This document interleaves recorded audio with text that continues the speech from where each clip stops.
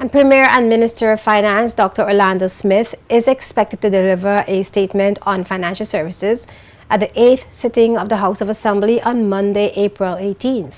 The Premier's statement is likely to reflect government's position on the BVI's financial services sector following allegations coming from the now infamous Panama Papers obtained by the ICIJ from the firm Mossack Fonseca, which has an office here in the British Virgin Islands.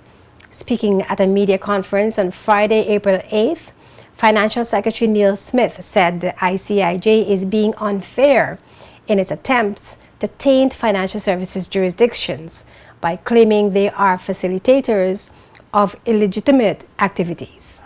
What the ICIJ gets wrong is that the structures, the BVI structures or BVI entities, for the most part, for the large majority, and I would suspect up in the 90 percentile, are used for legitimate purposes. They are used to allow global finance, the movement of monies across borders, to allow us to wear shoes that were made in China at a cheaper rate than they might have been charged before because of the ease of movement of monies.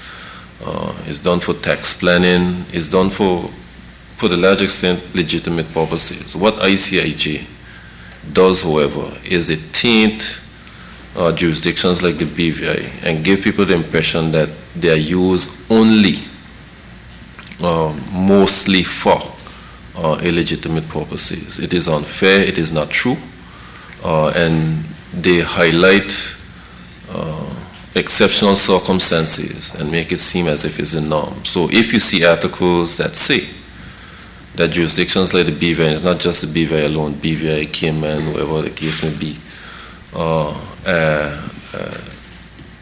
facilitators of illegitimate activity, that is incorrect. Yes, it occurs, but it also occurs in the other jurisdictions that are not seen as overseas offshore financial centers.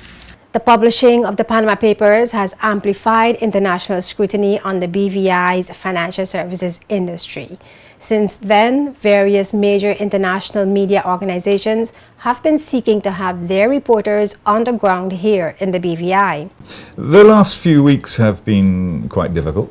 I think one has to be honest and say that they have been rather difficult discussions. I think obviously we're in a climate, a financial climate of particular nature. There is a very, very strong push against supposed tax havens, quote unquote, which we deny that we're a tax haven, quite rightly so. And Prime Minister Cameron has said BVI is not a tax haven. So nonetheless, there is a very strong lobby of NGOs and journalists pushing very, very hard on this agenda. And I think it's been, honest to say, it's been very difficult.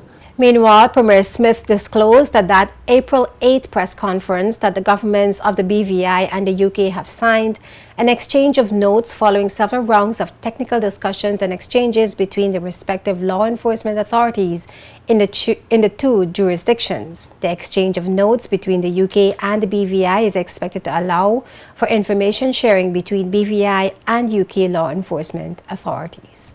Governor John Duncan explains.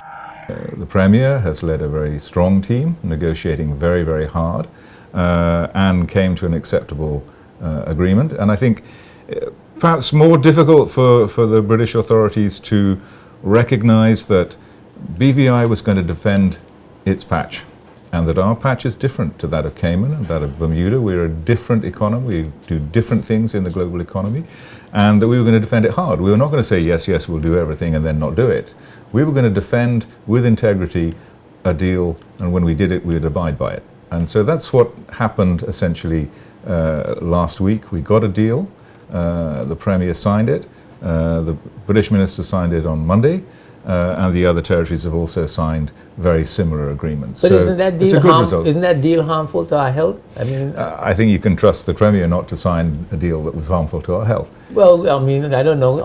Under coercion and force, anything is possible. I don't think the Premier is someone who's open to coercion. But if secrecy is a tenet of financial services, But of it's not. privacy, I should say, Confidentiality and privacy. If it's the publishing of beneficial ownership and to let. But we're not publishing beneficial ownership. Well.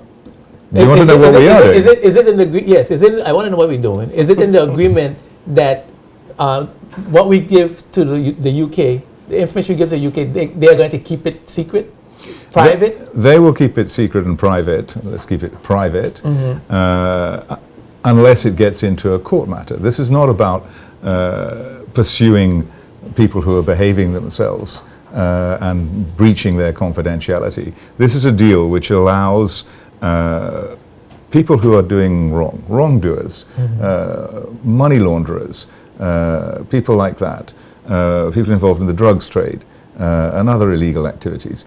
If there are suspicions about such people and they happen to be owners of BVI companies, the UK is going to come to us and ask us, do you know anything about this person? We will talk to them and say, this is what we know about that person. But unless there's a court case, that information stays private.